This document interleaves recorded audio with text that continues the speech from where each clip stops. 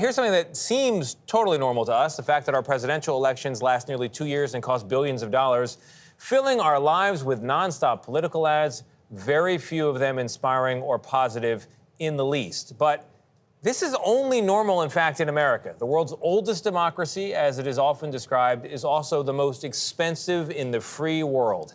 The Harris campaign has raised more than $1 billion this cycle, while the Trump campaign is nearly at $400 million, and that doesn't even include all the money raised by political action committees or PACs. And guess what? Very few Americans are happy about all this, believing instead that it makes it harder for good people to run for office and that there should be limits on election spending like there are overseas. But this is America as it exists right now. And according to the Supreme Court, money is a form of speech, free speech, that is, and it means that you and corporations and unions have the very same free speech right to spend unlimited cash on elections. The question is, what does all this money really buy? And for those who don't like all the spending, are we stuck with this? We have just a guest. We do indeed. Joining us now is Daniel Weiner. He is the director of the Elections and Government Program with the Brennan Center for Justice and served as senior counsel to a former Federal Elections Commission chair. So Daniel knows what he's talking about. Daniel, thank you so much for being with us. So the question is, why? Why do we spend so much money on elections? And is all the money spent actually worth it? Well, it's a pleasure to be here with you today. So it is a lot of money, but you do have to remember that this is a big, complicated democracy, and politics costs money. When I look at the amount of money that we spend at elections, it certainly is a concern. But what I also really want to emphasize is, where is that money coming from? And because of the court decisions that you referenced just now, more and more of it is coming from the very wealthiest donors. The top 100 donors in the 2022 midterms gave $1.2 billion, which was more than all the small donors, 60% more than all the small donors who gave in federal elections combined. So again, yeah, it's a big price tag, but I think an even bigger concern is who is spending this money, and then what do they want from the government?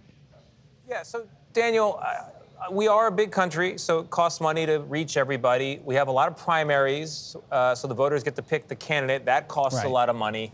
But to your point about these court rulings, deciding that money is in effect speech, not everyone has the same amount of money. So certain people seem to have more speech, a louder voice, and an ability to impact things. Is there evidence that all that money actually influences outcomes?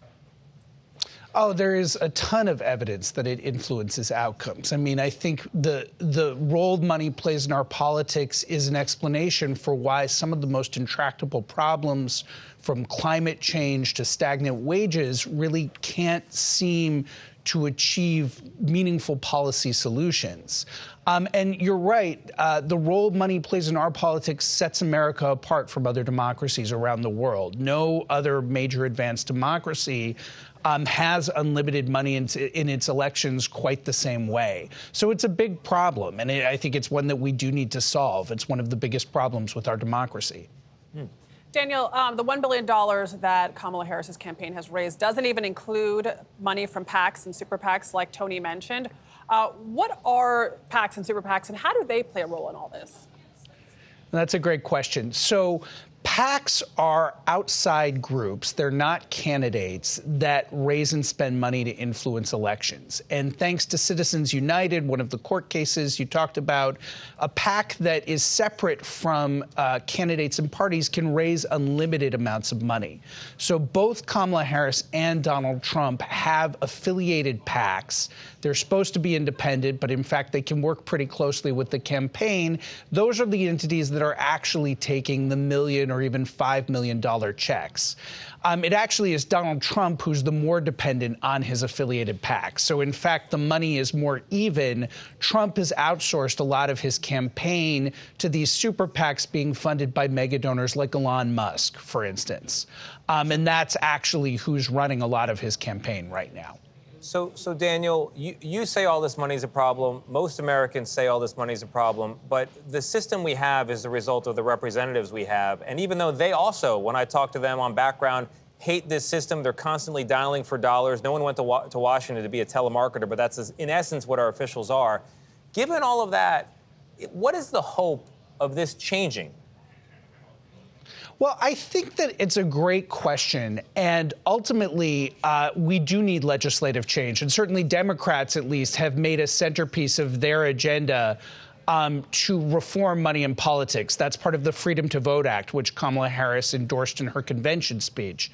So I think that, you're also increasingly seeing momentum to do something about this on the Republican side as well. So I think it's going to take action from Congress, but I'm optimistic that sooner or later that's going to happen.